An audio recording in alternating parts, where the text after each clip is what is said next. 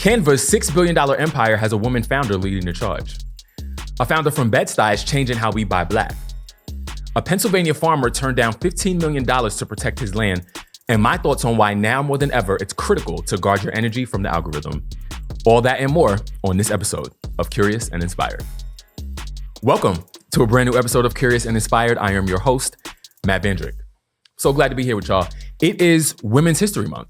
And so in honor of that, we'll be talking about stories that acknowledge women in tech. Let's get into it, shall we? Seen on the internet. Everybody loves Canva. Canva is your favorite creator's favorite creative tool. And you may or may not have known that it has a woman founder. Melanie Perkins turned a simple graphic design platform into a $6 billion juggernaut. And if you're discussing women in tech, I feel like you can't not talk about Melanie. Over the years, market share for Canva has seen exponential growth that doesn't appear to be slowing down. Last summer, they dropped what they're calling the Creative Operating System, a powerhouse that connects design, brand management, and marketing execution all in one place. This launch includes a complete rebuild of Visual Suite, their design AI model that's trained specifically on editable outputs. They're not playing, and they continue to put more and more pressure on industry staples like Adobe. As a designer, I see the value in Canva, and clearly, so do a lot of y'all. Shout to Melanie and the team. The official Black Wall Street, which started as a website back in 2015, revolutionizing the Buy Black movement. Founded by Mandy Bowman, this was a game changer for shoppers looking to discover local Black-owned businesses, products, and services. The name itself is powerful. It honors Tulsa's prosperous Black business district that thrived until a white mob destroyed it in 1921. Bowman's vision has attracted serious backing from PayPal and MasterCard and now lists thousands of Black-owned businesses from more than 10 countries across the globe. And I got to give a special shout out to Mandy because she's from Bed-Stuy, as am I. Shout to Brooklyn, shout to the whole New York, actually. I mean, this is what we do. What more can I say? One last story, not specifically connected to Women's History Month, but certainly worth noting. Tech wants to be closer to the community. NVIDIA is considering a partnership with a high school in Hinsdale, Illinois, to bring AI directly into the classroom. At a recent school board meeting, NVIDIA reps represented their AI program called Study Fetch, which serves both teachers and students. For teachers, it customizes lessons for each student based on their individual strengths. For students, it creates channels for meaningful feedback to teachers. Further, Meta just announced their AI Glasses Impact Grants to support US-based organizations using their AI glasses to drive positive societal and economic value. They're awarding 25 accelerator grants, and recipients will join the Meta Wearables community, a network of innovators, researchers, and developers pushing the boundaries of wearable tech. Now, while some may frame this as just Meta collecting data on how best to market their product, which I agree that it is, it's at least a nod to the value that they see in understanding how their products will affect real users in society. It's community outreach and capitalism working hand in hand. This week, signals versus noise. Up first, according to AOL.com, a Pennsylvania farmer named Mervyn Raudabaugh just turned down a staggering $15 million offer from developers who wanted to convert his 260-acre property into a data center. Instead of cashing out, he made a different choice. Raudabaugh entered a conservation easement to protect the land for future generations, ensuring it stays exactly what it's been for over half a century. Farmland. He's lived and worked on this land for more than 50 years. Every acre holds personal memories, family history, and a connection that no dollar amount can replace. So rather than sell out, he sold the development rights for approximately $2 million to a land trust, guaranteeing the property remains agricultural forever. Data centers are aggressively expanding into rural Pennsylvania, and the state is hemorrhaging farmland at an alarming rate. An estimated 1,200 acres disappear every single week. So this is a signal, and it's one worth watching because as more farmers learn about the real costs and dangers of data centers, the environmental impact, the strain on local resources, the permanent transformation of their communities, I expect we'll see more farmers taking a stand like Raudabaugh did. He allegedly had been approached by developers so relentlessly and so frequently that it crossed the line into harassment. It got so bad that he had to seek legal protection just to get them off his back. His decision is bigger than one farm. It's one man's choice to draw his boundary. He made a choice some people can't. That there are things that are, in fact, worth more than money. Artificial intelligence tools are more likely to provide incorrect medical advice when the misinformation comes from what the software considers to be an authoritative source, according to a report in Reuters. And according to research done by Lancet Digital Health, 20 open source large language models were repeatedly tricked by mistakes embedded in realistic looking doctor's notes, while it was far less able to find mistakes in casual social media conversations. It's strangely similar to medical bias, whether implicit or conscious.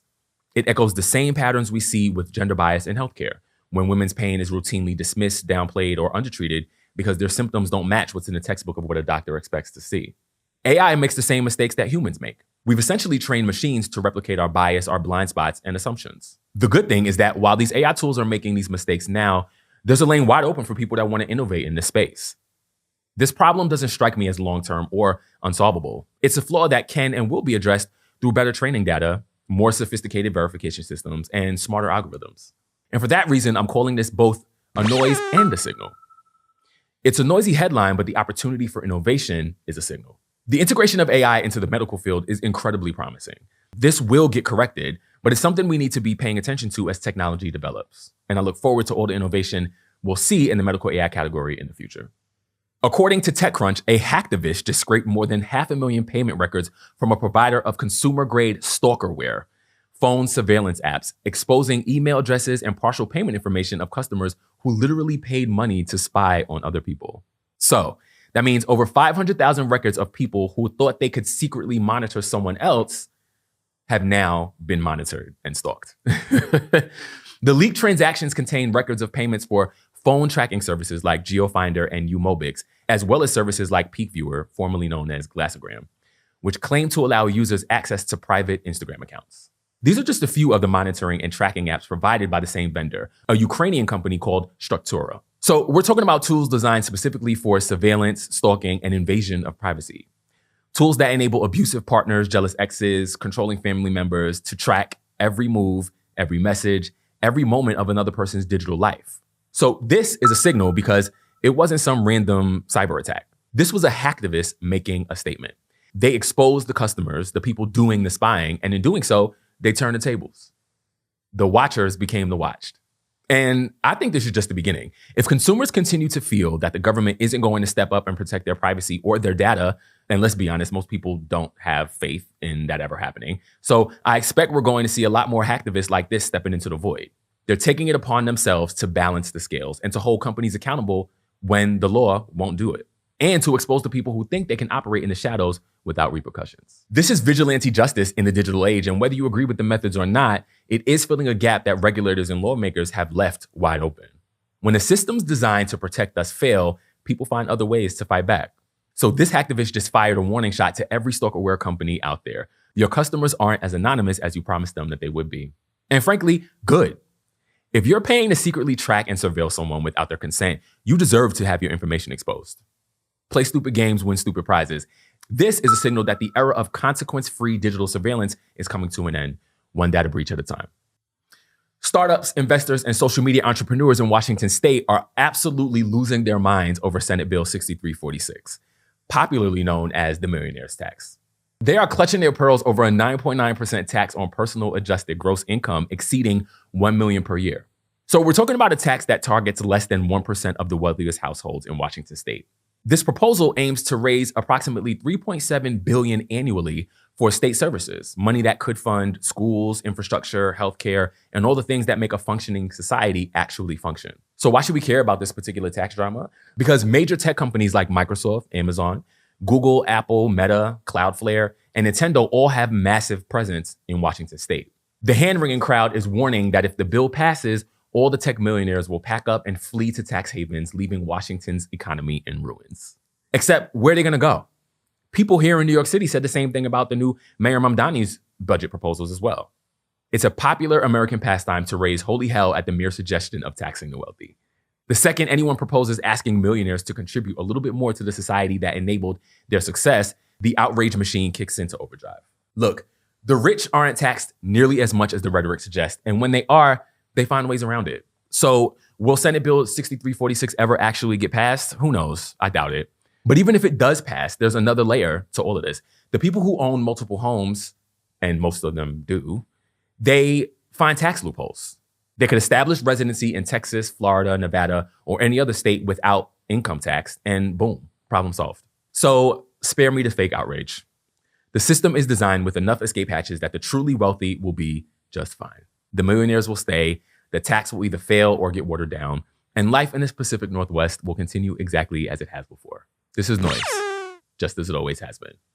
Typically, when I sit down to write the thought of the week, I really let the energy flow through me. I think, what's the vibe of the world? What am I contemplating, observing, learning that could be made into something worth sharing with y'all? And all I could really think about was how dark the world feels right now. And then I thought about how much the feeds we scroll every day are a major gateway to that darkness. So I thought, how do we protect ourselves? How do we engage without being overwhelmed and consumed by it? So let's take that premise and then layer on the fact that it is Women's History Month. We're all affected by the feeds we scroll and the algorithms on these platforms, but there is also a specific playbook for women. I know the feed hits different depending on who you are. So I was raised by women. My mother, my grandmother, aunts, elder cousins, they played a major role in my formative years. And there's something I remember my granny always saying. She said, never let anyone steal your joy. Despite the times that may have been harder than others growing up, I watched my mom work hard, my granny work 2 jobs before she finally retired, and overall, just carrying the weight of the world while still ensuring the home was filled with warmth and love. Now, fast forward to today, and a lot of those same notions still apply to most families. But now that's compounded by the external forces we're exposed to on the platforms we use every single day. Every time you open your phone, there's something new of all colors. Yes, there are fun and entertaining and lighthearted things, but as a news source lately, everything feels destabilizing. Epstein documents, war, political chaos. It's the kind of news that makes you question everything and everyone around you. And it's not just the fact that the information exists, it's that it's being served to you constantly by an algorithm that benefits from your emotional responses. Have you ever had a moment where you opened your phone and immediately regretted it? A specific instance where the feed shifted your entire mood before you even got out of bed? That's par for the course when these screens are gateway to the outside world. You tend to take on what you consume in unhealthy doses. The guard your energy message applies to everyone, but for women, the algorithm has been fine-tuned with a specific kind of precision. Diet culture, beauty standards, mommy guilt, career pressure, relationship advice, fitness, self-care, and wellness content that turns leisure into another optimization problem. The feed knows what makes women click. And a lot of what makes women click is content that says, you're not quite there yet. Not thin enough, not successful enough, not put together enough. Always one product, one program, one hack away from finally being enough. And all of that is by design. The algorithm has figured out that inadequacy drives engagement. And it's been deploying that against all of us, but especially women, for years. Current events compel me to remind y'all of the dots that I think are worth connecting. If your future is influenced by your behavior, and your behavior is influenced by your state of mind, and your state of mind is influenced by a feed of content you don't control, you have to understand the gravity of being intentional with how you engage with it. And this applies to everyone, but the content women are being served is often specifically engineered to destabilize confidence, to create comparison, to make rest feel like laziness, and ambition feel like selfishness. Like my granny said, don't let anyone steal your joy. But you also can't let content you didn't ask for steal it either. I'm starting to understand that now more than ever. We are targeted with ads every day. That's advertising 101, right? They know who we are and they serve us content designed to make us buy things. But so why then couldn't the same notion be used to shift emotional states globally? What's the difference between a brand targeting audiences to boost sales and a platform targeting audience to shift how they feel about themselves? Your emotional state is a product of the feed, and the resulting behavior is a resource for it. The excitement of an ad that drives you to add to cart, the outrage of clickbait that makes you argue in the comments, the fitness gurus that make you question your body image, all emotions and behaviors served up from the same source. The algorithm didn't invent emotional triggering through media, but it certainly industrialized it for the emerging age, making it so habitual and commonplace that you don't even really stop to consider that you're an active participant. There is nothing casual about scrolling a feed. It is not mindless. It is not passive. It is active, dynamic participation that is now your main lever to maintaining your control in a world increasingly set up for you to relinquish it. Intentful engagement is a superpower for everyone, but especially for anyone the algorithm has specifically learned to destabilize. It is important to stay informed, but I encourage you to consider this. What would it look like to stay engaged enough to be informed, but energized enough to be able to make decisions with that information? What would anyone build if their mind was clear? What would anyone pursue if their energy was protected? The woman who raised me didn't have the language for protect your energy necessarily, but they practiced it. In church, in joy, family gatherings, music, cooking. That was how we coped as a family and as a greater community. The woman that raised me mastered the art of saying, look, what's going on out there is absolutely nuts, but in this house, there's love, there's support, there's safety. We have to return to some of that, even if it's just in your own mind. They knew before the algorithm, before the feed, before any of this, that what you let in shapes how you feel. And that shapes who you are. And then that shapes how you navigate the world. Imagine what you could do in a world guided by energy of your own choosing. Guard your energy from the algorithm. This Women's History Month and every month. As always, stay curious, stay inspired. So now, ask Matt. As someone who works in tech, what advice do you have for women who want to break into tech? Oh, that's a good one. Okay, so I think a couple things. I think that the baseline is the same. I don't have a secret pedigree for breaking into tech as a woman specifically. I think the same rules generally apply across the board as it relates to just finding a job in tech, right? Like stay on top of the latest tools, stay aware of how AI is impacting your particular sector, be it engineering, design, finance, marketing, you name it. One thing I would say though is to keep a wide lens on what working in tech means to you. So I've had the luxury of working in a variety of different industries that you wouldn't associate with tech necessarily. Years ago, when I was at Guild Group, the e-commerce brand, when I worked there, was still very much in startup mode. And on the outside, it was glossy, fashion-forward powerhouse that really pioneered the idea of online flash sample sales. Under the hood, though, it was very much a tech startup. I had the pleasure of working at L'Oreal, the #1 beauty conglomerate in the world. And now they actually call it the #1 beauty tech company in the world. And it's true because there's so much science and technology all up and through that place. From the actual product formulations to the packaging to the strategy of how they run their e-commerce businesses, there are pockets of it that are very, very tech forward and innovation centered. And I use those as just examples just to say, find the industry that makes you tick. What products or companies excite you? And then look for tech roles within those as well. It doesn't always have to be, quote, big tech to work in tech. So be curious, explore, don't limit yourself to just the expected options. There are a lot of ways to make money, but the best way to do it, in my opinion, is when you're doing something you truly enjoy. And that is the show, ladies and gentlemen. Happy Women's History Month. I had a great time here with you today. I can't wait to see you on the next episode. As always, stay curious, stay inspired. Y'all be good. Peace. If you enjoyed this episode, be sure to like, comment, and subscribe. And stay tuned for new episodes Thursdays bi-weekly at 8 p.m. Connect more with me at CuriousInspired.com and at CuriousInspired on all socials. Thanks for watching. As always, stay curious, stay inspired. Y'all be good. Peace.